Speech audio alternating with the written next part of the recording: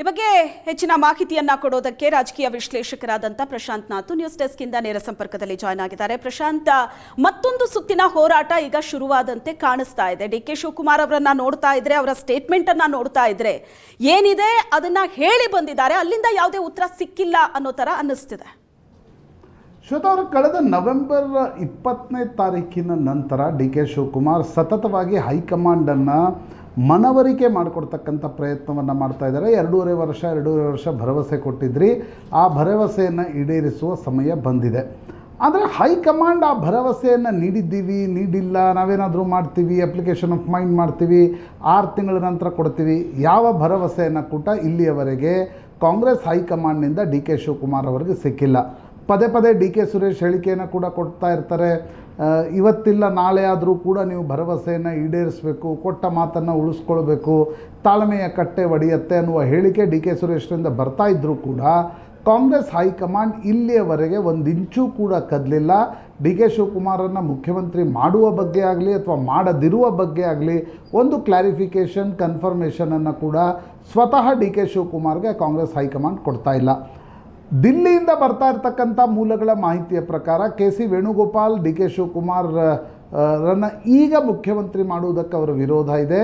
K C Venugopal ಹೇಳ್ತಾ ಇದ್ದಾರೆ, ಇಲ್ಲ ಕೇರಳದ ಚುನಾವಣೆಗಳು ಮುಗಿಲಿ, ಒ ಬಿ ಸಿ ನಾಯಕತ್ವವನ್ನು ಈಗ ಅಲುಗಾಡಿಸಿದ್ರೆ ತುಂಬ ನಷ್ಟವೂ ಕೂಡ ಉಂಟಾಗ್ತದೆ, ಆ ಕಾರಣಕ್ಕೋಸ್ಕರ ಒ ಬಿ ಸಿ ಲೀಡರ್ಶಿಪ್ಪನ್ನು ಅಲುಗಾಡಿಸೋದು ಬೇಡ ಅನ್ನೋದು ಕೆ ಸಿ ವೇಣುಗೋಪಾಲರ ಅಭಿಪ್ರಾಯ. ಅದನ್ನು ಅವರು ರಾಹುಲ್ ಗಾಂಧಿಗೂ ಕೂಡ ತಿಳಿಸಿದ್ದಾರೆ. ರಾಹುಲ್ ಗಾಂಧಿ ಕೂಡ ಇಲ್ಲಿಯವರೆಗೆ ಯಾವುದನ್ನೂ ಕೂಡ ಪುಷ್ಟೀಕರಿಸ್ತಾ ಇಲ್ಲ ಅಥವಾ ನಿರಾಕರಿಸ್ತಾನೂ ಇಲ್ಲ. ರಾಹುಲ್ ಗಾಂಧಿ ಇಲ್ಲಿಯವರೆಗೆ ಕರ್ನಾಟಕದ ನಾಯಕತ್ವ ಬದಲಾವಣೆ ಕುರಿತಂತೆ ಚರ್ಚೆಗೆ ಸಮಯವನ್ನು ಕೂಡ ಕೊಟ್ಟಿಲ್ಲ. ರಾಹುಲ್ ಗಾಂಧಿ ಸ್ವಲ್ಪ ಮಟ್ಟಿಗೆ ಅಡ್ಯಾಮೆಂಟ್ ಅಂತ ಹೇಳೋಕ್ಕಾಗಲ್ಲ, ಬಟ್ ಬದಲಿಸಬೇಕಾ ಅಂತಕ್ಕಂಥ ದ್ವಂದ್ವ ರಾಹುಲ್ ಗಾಂಧಿಗಿದೆ ಅನ್ನೋದು ಅವರ ಆಪ್ತರ ವಲಯ ಹೇಳ್ತಾ ಇರ್ತಕ್ಕಂಥ ಮಾತು.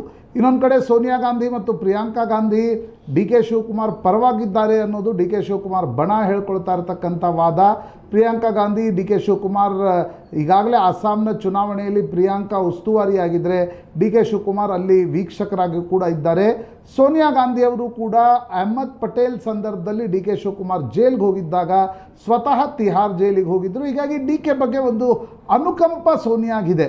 ಆದರೆ ಅದು ಡಿಸಿಷನ್ ಆಗಿ ನಿರ್ಣಯವಾಗಿ ಟ್ರಾನ್ಸ್ಲೇಟ್ ಆಗಬೇಕಾದ್ರೆ ರಾಹುಲ್ ಗಾಂಧಿ ಅವರ ಒಪ್ಪಿಗೆ ಬೇಕಾಗತ್ತೆ, ರಾಹುಲ್ ಗಾಂಧಿಯನ್ನು ಮನವರಿಕೆ ಮಾಡಿಕೊಡ್ಬೇಕಾಗತ್ತೆ. ಆ ಕೆಲಸದಲ್ಲಿ ಇನ್ನೂವರೆಗೂ ಕೂಡ ಡಿ ಕೆ ಶಿವಕುಮಾರ್ ಯಶಸ್ವಿ ಆಗಿಲ್ಲ.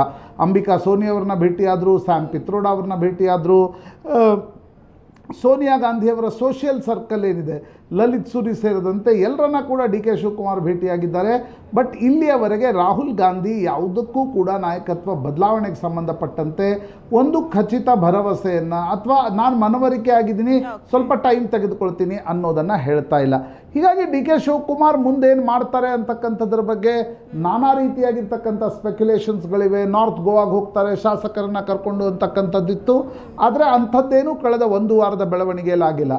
ಆನ್ ದ ಕಾಂಟ್ರರಿ, ಮುಖ್ಯಮಂತ್ರಿಗಳ ಬಣ ಆಸ್ಟ್ರೇಲಿಯಾ ಮತ್ತು ನ್ಯೂಜಿಲೆಂಡ್ ಪ್ರವಾಸಕ್ಕೆ ಹೊರಟಿದೆ.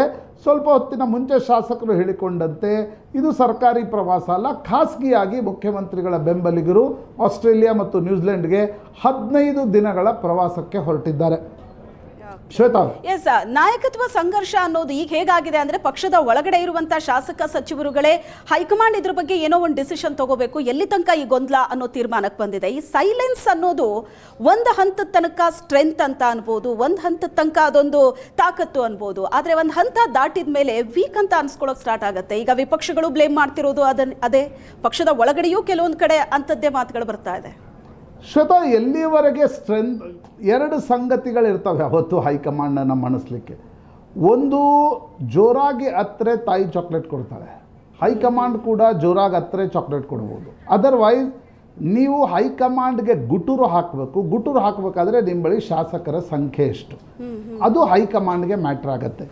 ಇಲ್ಲಿಯವರೆಗೆ ಡಿ ಕೆ ಶಿವಕುಮಾರ್ ಕಾಂಗ್ರೆಸ್ ಅಧ್ಯಕ್ಷರಾಗಿ, ಉಪಮುಖ್ಯಮಂತ್ರಿಯಾಗಿ, ಒಬ್ಬ ಕಾಂಗ್ರೆಸ್ ಸ್ಟ್ರಾಂಗ್ ಮ್ಯಾನ್ ಆಗಿ ಒತ್ತಡವನ್ನು ಹಾಕ್ತಿದ್ದಾರೆ ಹೊರತು ಅವರ ಒತ್ತಡಕ್ಕೆ ಕಾಂಗ್ರೆಸ್ ಹೈಕಮಾಂಡ್ ಮಣಿತಾ ಇಲ್ಲ. ಹೀಗಿರುವ ಪರಿಸ್ಥಿತಿಯಲ್ಲಿ ಡಿ ಕೆ ಶಿವಕುಮಾರ್ ವಿಪರೀತ ಕ್ರಮಕ್ಕೆ ಹೋಗ್ತಾರಾ, ಅದು ಕೂಡ ಸ್ಪಷ್ಟವಾಗಿ ಕಾಣ್ತಾ ಇಲ್ಲ. ಯಾಕಂದರೆ ಅವ್ರ ಬಳಿ ಶಾಸಕರ ಸಂಖ್ಯೆ ಎಷ್ಟು ಅಂತಕ್ಕಂಥದ್ದು ಇಲ್ಲಿಯವರೆಗೆ ಅವರು ಬಹಿರಂಗಪಡಿಸಿಲ್ಲ.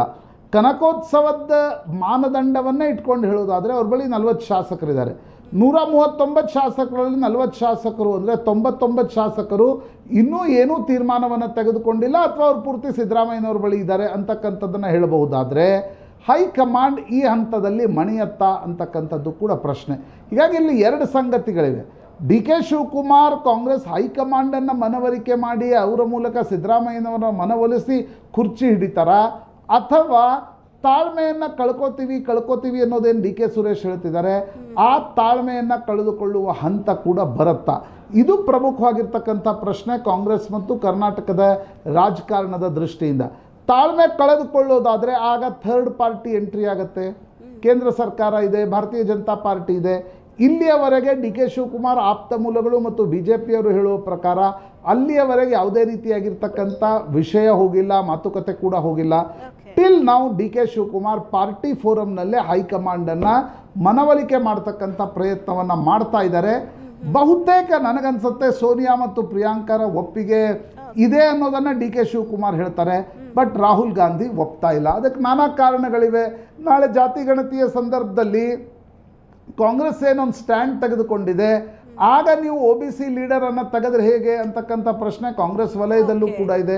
ಹೀಗಾಗಿ ನಾನಾ ರೀತಿಯಾಗಿರ್ತಕ್ಕಂಥ ಪರ್ಮ್ಯುಟೇಷನ್ಸ್, ಕಾಂಬಿನೇಷನ್ಸ್. 2028ರ ಚುನಾವಣೆ, ಸಿದ್ದರಾಮಯ್ಯನವ್ರನ್ನ ತೆಗೆದ್ರೆ ಅವ್ರು ಸುಮ್ಮನೆ ಕುಳಿತುಕೊಳ್ತಾರ?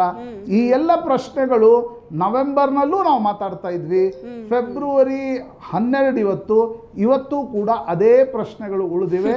ಒಂದಿಂಚು ಕೂಡ ಮ್ಯಾಟರ್ ಮುಂದೆ ಹೋದಂತೆ ಕಾಣ್ತಾ ಇಲ್ಲ. Thank you Prashant.